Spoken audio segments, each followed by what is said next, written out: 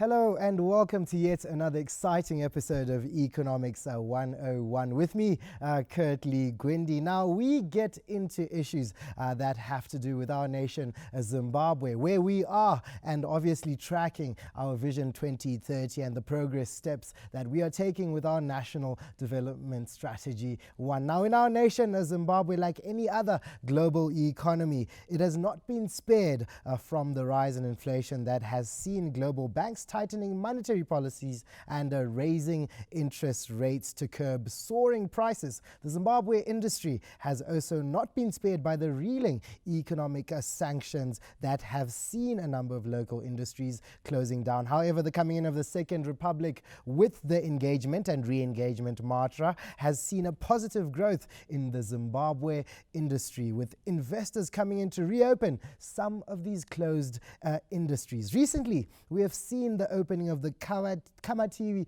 tin mine, which has been long closed, breathing life into the Kamativi community, which has been obviously written off by many, calling it a ghost settlement, and because of its inactivity. But with all these developments, many turn to worry about the role of women and what they're playing with regards to this massive economic transformation brought about by the Second Republic. In studio today, I am joined, and obviously no stranger to Economics 101. This is the economic and political analyst, Miss Mupambi, who has managed to speak more about some of these steps and measures. She stands as a youth advocate today to discuss many of these issues and more that are affecting women, since March is a celebrated Women's Month. And we also dedicate this special program to the hard-working women of our nation,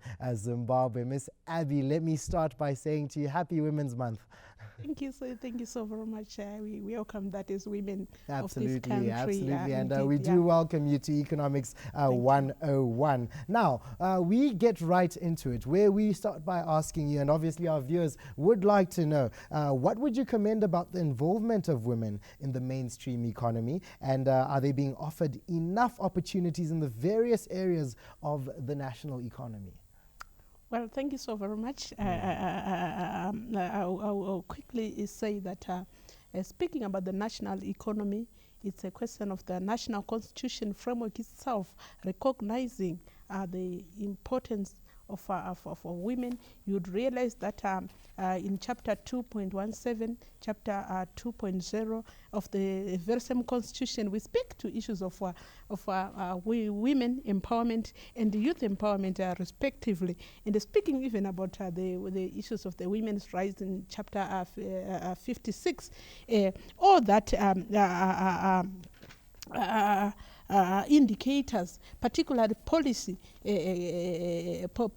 incubations that yes. Of course incorporate the issues of women and of course women and youth empowerment. So this is policy, yes. But of course I wouldn't want probably to be a crybaby and begin to say that we're being given. I also want, of course, to speak about women grabbing the opportunities, yes, that will most be coming, definitely. coming Actively taking their role in society. And of course, realizing that we have issues around the Women's Bank being introduced, and of course we have got you can't have an industry opening it without seeing the hand of a woman. I doubt it if it will succeed. Absolutely. Because of course our demography. And of course the nation vakadzi anyway. Right. So let's speak about the demography. That the advantage, the demographic advantage that we have is most definitely. And we have seen, obviously, we are at a time in which some of the election processes are already beginning. We do know that there's a women's quota that is actually set aside, as well as a youth quota. And good enough, we have someone in studio who's representing both. So what would you say the tracking, or with regards to putting a certain percentage on some of these measures that are being taken by government? Where can you say we are? Where do we stand, perhaps on a scale of 1 to 100? What is that percentage with regards to the empowerment of youth and women included? Okay, I would say that our government is doing fairly well And of course, there is that which is offered, there is that which the women should take, should claim. So we are coming from both ends, and of course coming on from the civic society perspective, there is the awareness side, the information dissemination side, creating the demand that the women should be conscientized and know what is there for them, what can they take, particularly speaking to this season that we have governance issues at stake right now. Yes, absolutely. Yeah. Speak about the issue of the... It's a very volatile time, and I would like to perhaps ask you, as someone who's representing the group of women across Zimbabwe, how informed are they with regards to some of these issues? Can you say that women are in touch with economic issues, political issues, and the growth and development of the nation, or it's something that's always looked at by the wayside or overlooked by some of the women in society? Maybe the issue is about the appreciation of the information. I would say, put it clear that, you know, politics is ubiquitous. It catches up with you. It follows you. Absolutely. The prize is... So being apolitical is not an option? Oh, come on. You can choose probably to be on the other side of things. But anyway, what I can put clearly is that politics is ubiquitous. It catches up with you.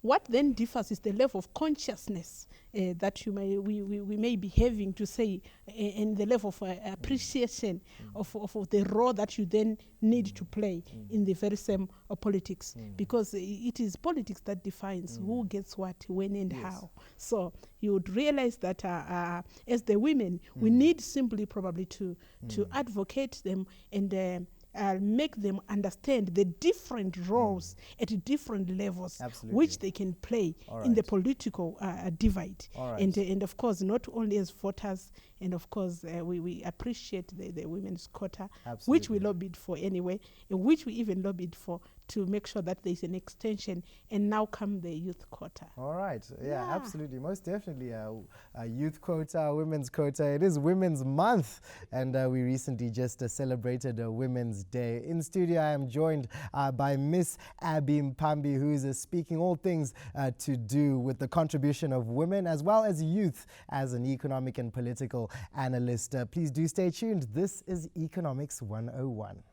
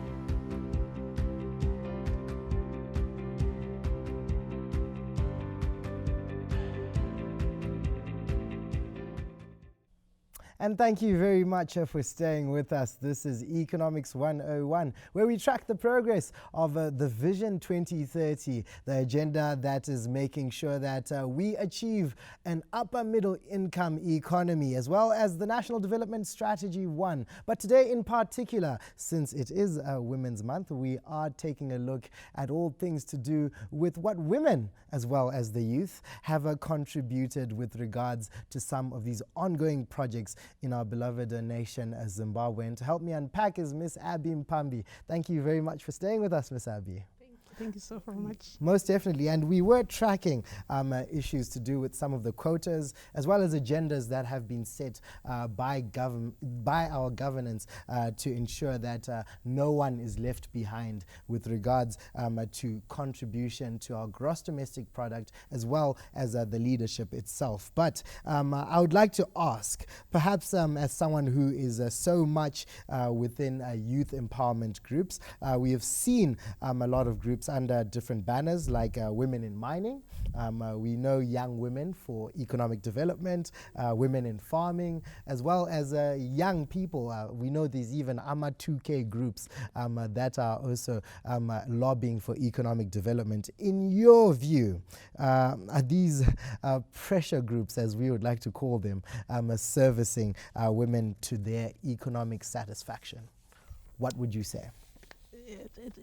Thank you so very much. My appreciation is that there is a consciousness within the two constituencies that they have a role to play in the economy of the country. You would realize that coming on from the human rights and the distorted rights sector, there has been a norm that people generally used to exist as women, and in particular the youths, students, as people who demand rights to food, rights to good health, without speaking to the question of responsibility and obligation. Oh yes. Now that they are leading in lobbying for economic development, they are owning the process of saying, I am responsible as a young woman, I am responsible as Amatuke for economic development. I am foreseeing a paradigm. Now then, we need then the policies to meet these groups halfway and create enabling knobs, enabling plug-in that can then complement the voices. So where does this enablement come from? It comes from the policy perspective. We talk about the political will. We have seen the issues of youth quota. And of course, I want to believe that the very same constituencies should second people, not necessarily just representatives. We need people who are conscious, who understand what is the need for their various constituencies. If we second you as a woman under the women's quota, we expect you to read through the interests of the women so that you are able to empower them socially, economically, and politically, and of course across the divide. Okay. And probably still with these empowerment and pressure groups, can we safely say that youths and women are very well represented in both the leadership and membership structure of these organizations? For example, if it's farmers for ED, that's a broad age bracket. We can't necessarily put any gender on it. Perhaps, do you think that in that leadership structure are youth and women well represented? Not also withstanding some of these other groups that are obviously age specific, perhaps gender specific, for example, age specific being Amatuke, and then gender specific being young women. But we would like to know, perhaps in the bigger scope of some of these pressure groups, are women and youth well represented? Well, you would realize that these are open platforms. You even called them at some point pressure groups. And I agree with you. I still take the owners will still go back to the very same youths, to the women, to go and plug in. Half the time you'd say, I cannot be part of these graduates, I'm not educated. Now if you are a farmer, go belong to your group. If you are a youth, go belong to your group. If you are a woman, go belong. There is no room for excuse. There is an open an open approach within these pressure groups. Let your voice be heard. I refuse to continue to operate from the victim corner, particularly at a time when the platforms are opening up. And of course, we still have women who are victims. Probably they don't have enough information. Some, they still need representation. Particularly, I speak about the women in mining. There are so many battles are taking places in areas of mining, you know, as people try farmer-miner conflicts. We need representation, not necessarily to only have lawyers who represent women for human rights, and no one is representing them, particularly where they are shortchanged in the economic sector. So the lobby goes there to say we need them protected. They are new players. There's a new wave and a new lobby that has invited them into the platforms. So we may need to realize that the policies can actually protect them and look deeper and say, how do we have even legal representation expanded from government, extended to them, so that as they do their dealings, they are also jumping into these sectors. They find enough refuge, and of course in times of conflicts. Okay, absolutely. So young Kirtley, perhaps, as a very, very typical example, has aspirations to be a farmer. Not necessarily qualified, but would like to obviously garner experience as well as exposure and networks. Do you think that's the right route to take now if we're going to say that we're joining this group? We do know that some of these groups will need qualifications, some don't. For example, I know Mawindi for ED is actually there. But at the end of the day, do we know for a fact that there's openness with regards to membership in these groups that will also allow young people like Kirtley who aspire to join these groups for exposure and networking?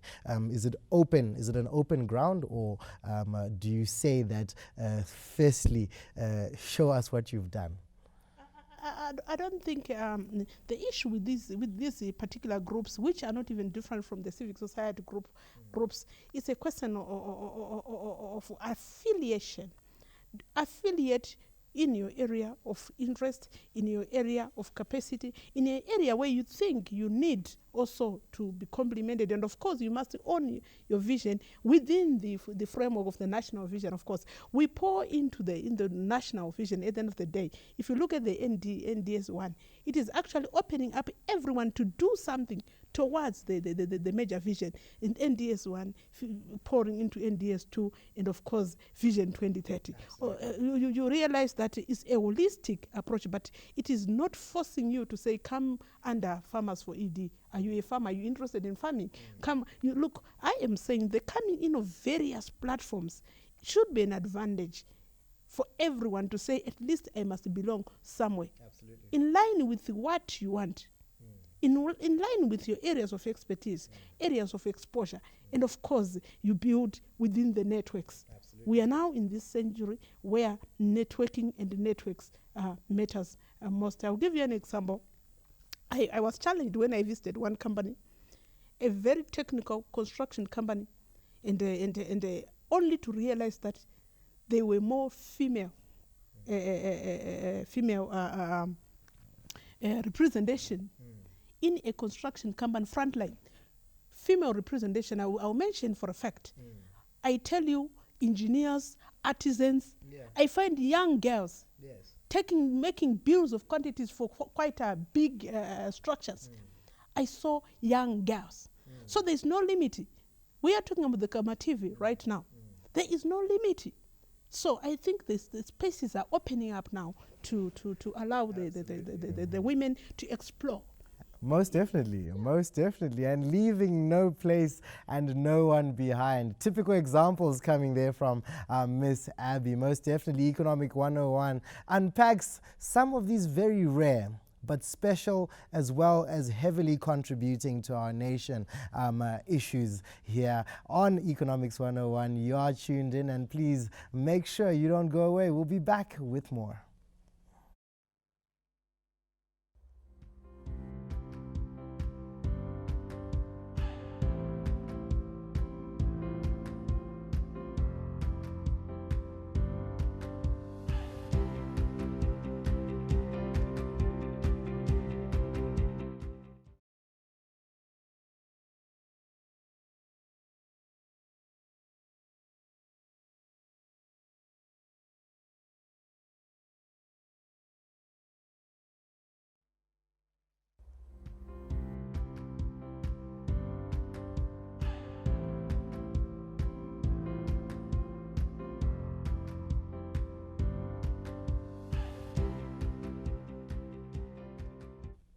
Thank you so much for staying with us here on Economic 101, where we make sure that we unpack all things to do with the gross domestic product of our country, as well as the Vision 2030 and National Development Strategy 1, making sure that we leave no place and no one behind. And we have just been speaking about some of the issues with regards to representation of women. And yes, none other than that, we are joined by a woman of power, an economic and political analyst in studio, who is unpacking all these issues. Now, Miss Abby, you are well respected within the youth and women's spaces and sectors. And as an advocate, how far have you gone in pushing for more friendly policies through maybe Parliament and various policy corridors within your capacity and spaces?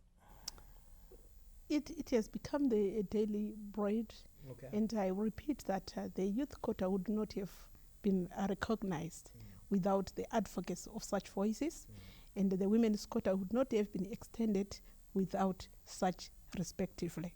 And of course, we also continue to lobby in various spaces and of course in various institutions to make sure that also the girl child is getting there, and of course to make sure we give opportunities. And I want to give some compliments to the now education system that has been upgraded to become a bit practical.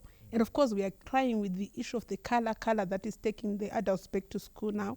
But the issue there is that we are seeing a lobby that has always been an outcry in Zimbabwe, indeed in Africa at large, the issue of our curriculums, to make sure that our curriculums, they produce a productive standard outputs. Not people who actually wait to say, I have to, I finished my degree, give me a job. And who should create the job? I think there is this thing so coming in. So within the education system, sorry to take you back a bit, can you say within this curricula, these several curricula, there is a manner in which there's integration of some of the elevations that we would like to see for young people and women? Indeed. We have been struggling as a sector. We've been struggling as a sector to try and begin to modify people after graduation to say, now produce. And the person has got no clue how to produce. So and how do we achieve this practicality? The practicality came in also as a lobby question. Yes. To say we need an education system that exposes people to real issues. Yes. So we feel that even the education system was part of the inputs that we've also been pushing towards, because we need an education system that once someone finishes, they quickly plug into their area of contribution into the industry without necessarily giving a lot of excuses. Probably if there is an excuse, it must be about issues around the capital. And of course, thanks to the Women's Bank, is out there, and it's another quite a positive initiative that several banks we are dealing with issues of collateral. And of course, women, with their history, they use they haven't worked, and you can't demand a collateral, such a big collateral for a youth to. We need government to begin to back up as collateral in some of these initiatives with a way, maybe deal structuring to make sure that our youth can still, with those with innovative ideas that we feel, and of course there's always people who assess, so that they can access the relevant capital, so that they can have their role bowling. So very briefly, perhaps in 30 seconds, probably just take us through. You've spoken very highly of the Women's Bank. How does one, Kurtelina, a young female, for the sake of this conversation, is very keen, is a young entrepreneur who would like to perhaps advance some of the business proposals she has. How does she go ahead and take and navigate her way to getting perhaps a loan to begin her entrepreneurship project? I have spoken about consciousness. The first thing they has to know that there is now the Women's Bank that is ready to listen to you, that is ready to look at your proposal, that is ready to meet you halfway. It's a question of consciousness. Yes. And of course, I want to believe that I've heard so many women. I'm not in business. Yes. My business is to provide consciousness, is to provide information. And of course, I've seen a considerable number of women who got assisted, but The journey begins with consciousness. Do you know that there is a bank ready for you? Do you know that there is a loan facility, a ministry ready for you? Okay. This is my message to the women, to the youths, to say, at least you must know. So the first step is knowing. It's knowing. Okay. Knowledge is power at the end of the day.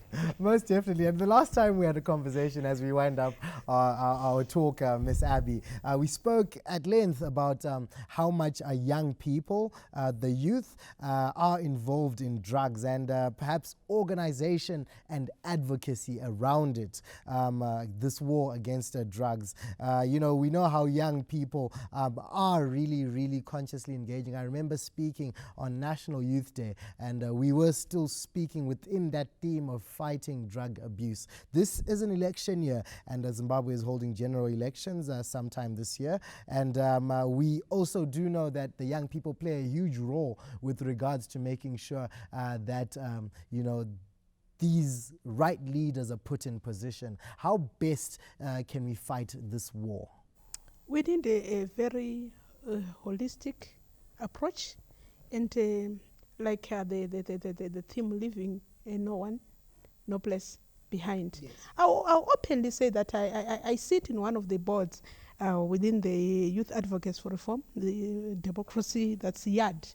You would realize that YAD itself, among other institutions like the civic society and churches, joint forum, like even the government of Zimbabwe, we have seen you presenters mentioning, we have seen church leaders taking the lead. Actually, the message is out there. We need actually almost everyone on board to make sure that we dismantle this. And of course, the issues coming in, issues around the drug lords. We need issues, the Anti-Corruption Commission to fly in. We need to have a reasonable investigative teams to make sure that we dismantle this whole issue from actually from all angles. It is a holistic approach that is needed. Yeah.